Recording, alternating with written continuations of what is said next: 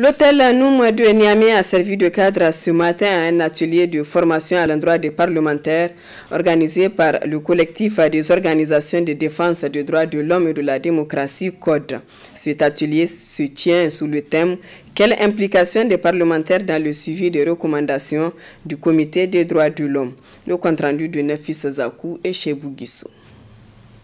Ce suite au suivi des recommandations faites à l'État du Niger lors de son passage au Comité des droits de l'homme de l'ONU, qu'une série d'activités est organisée par le CODE, le collectif des organisations de défense des droits de l'homme et de la démocratie, en partenariat avec le centre CCPR,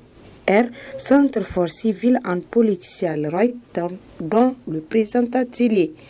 L'objectif de cet atelier, qui se tient sous le thème « L'implication des parlementaires dans le suivi des recommandations du Comité des droits de l'homme » a été souligné par le coordinateur du CODE dans son intervention. En mars 2009,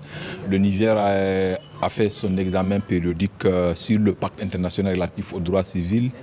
dont le Niger est parti devant le Comité des droits de l'homme à Genève. À l'issue de cet examen, où les organisations de la société civile du Niger ont soumis un rapport alternatif à celui de l'État du Niger, il y a eu un certain nombre de recommandations qui avaient été faites à l'État du Niger. Et dans le cadre du suivi de ces recommandations, nous avons déjà eu de séries d'activités, dont la première était avec le comité interministériel chargé de rédiger les rapports dus aux organes de traité à l'EPI, et aujourd'hui c'est avec les parlementaires. Cette rencontre d'échange et de partage d'expériences est une occasion pour le coordinateur du Bureau Afrique du CCPR Afrique, ainsi que pour le représentant du Comité des droits de l'homme de l'ONU, de parler des efforts faits dans le cadre de la défense des droits de l'homme. Quant au représentant